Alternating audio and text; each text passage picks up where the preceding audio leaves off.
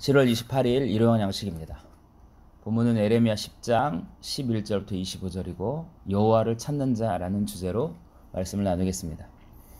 오늘 본문의 전반부인 11절부터 16절은 어제 말씀에 이어지는 것이 더 자연스러운 듯 보입니다. 11절에서 13절에서 창조 능력을 통해 누가 참된 신인지를 이야기하고 있습니다. 이방신들은 천지를 지을 능력이 없을 뿐더러 결국 망하게 되는 반면에 하나님은 권능으로 땅을 지으시고 지혜로 세계를 다스리시고 명철로 우주를 주관하십니다. 구체적으로 인간의 삶에 비와 구름과 바람을 통제하시는 참 신이 되십니다. 14절부터 16절은 헛된 신을 섬기는 이방인들과 참 신이신 하나님을 섬기는 백성들을 대조합니다. 어리석고 무식한 사람들이 지은 이방신상은 태생적으로 생명이 없고 무가치할 뿐더러 하나님의 징벌로 망하게 됩니다. 그때 헛된 우상을 섬기는 자들도 같이 망하게 됩니다. 그러나 참신이신 하나님을 따르는 자들은 야곱에게 언약하신 대로 하나님이 그들의 분깃이 되어 주십니다. 이와 같이 헛된 길과 참된 길은 전혀 다른 결과를 낳게 됩니다. 하나님께서 에레미야 선지자를 통해서 이미 우리에게 결과를 알려주신 이유가 뭐겠습니까? 우리가 또 그 어리석은 길을 가지 않기 위함임을 명심하고 참된 하나님을 따르기를 바랍니다. 17절부터 25절은 17절과 22절 말씀이 에레미야가 말했다고 보는 것이 일반적이고 해석이 쉽습니다. 에레미야는 이미 바벨론에게 포위되어 예루살렘 성에 갇혀있는 사람들에게 17절에 에워싸인 가운데 앉은 자여 내 짐꾸러미를 이 땅에서 꾸리라고 명령합니다. 더 이상 버티지 말고 빨리 예루살렘을 떠나라고 명령합니다. 왜냐하면 18절에 여호와께서 이같이 말씀하시되 내가 이 땅에 사는 자를 이번에는 내던질 것이라고 경고하셨기 때문입니다. 하나님께서 이번에는 자비 없이 예루살렘 거민들을 심판하실 겁니다. 이런 심판이 있어야만 자신들이 하나님의 말씀에 순종하지 않고 이방신들을 섬긴 것이 얼마나 심각한 죄인지 겨우 깨닫게 된 상태가 되었습니다. 18절에 계속해서 하나님께서 그들을 괴롭게 하여 깨닫게 하리라고 이야기했습니다. 심판에 대한 경고로는 그들을 움직일 수가 없었습니다. 이스라엘 민족이 괴롭게 되고 망하게 되어야 깨닫게 될 만큼 하나님에 대한 마음이 떠나 있었습니다. 19절과 20절은 선지자 에레미야의 피신 명령과 하나님의 파괴 명령을 들은 유다 백성들의 탄식입니다. 19절입니다. 슬프도소이다 내 상처여 내가 중상을 당하였도다. 그러나 내가 말하노라 참으로 고난이라 내가 참아야 하리로다. 하나님의 진노로 받은 상처가 얼마나 심한지 중상이었고 더 이상 피할 수 없어서 극심한 고난도 참아낼 수밖에 없는 다른 방법이 없는 자주적인 고백입니다. 20절은 하나님의 심판으로 거처 할 집도 부서진 상태인데 자녀들마저 포로로 끌려가서 다시 장막을 세울 수 없음을 묘사합니다. 이렇게 예루살렘 공동체가 무너진 결정적인 이유를 21절에서 밝히고 있습니다. 목자들이 어리석어 여호와를 찾지 아니하므로 형통하지 못하여 그 모든 양떼는 흩어졌도다.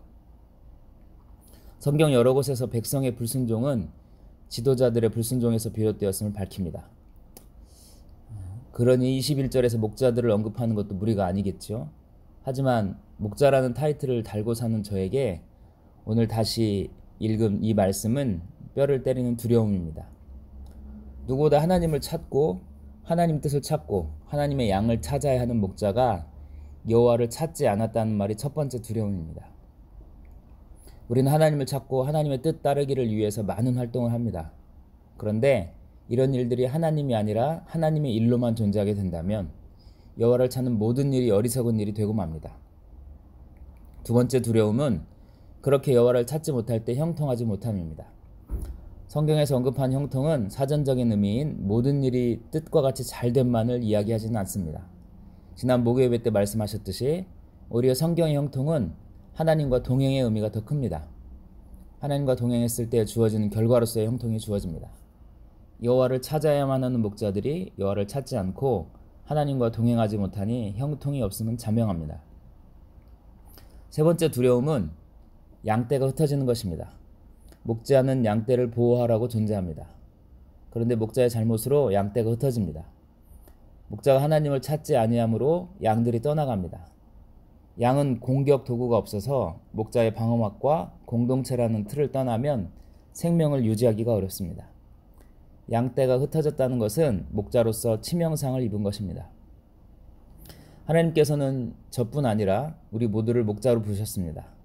책임져야 할 양이 많고 적음의 차이는 있지만 그런 의미에서 21절 말씀은 우리 모두가 귀 기울여야 하는 경고입니다.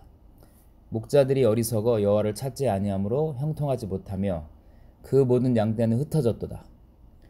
유다의 목자들이 하나님을 찾지 않아서 백성들이 흩어졌듯이 공동체의 지도자들이 하나님을 찾지 않으면 양들이 흩어지는 것은 자명한 사실입니다.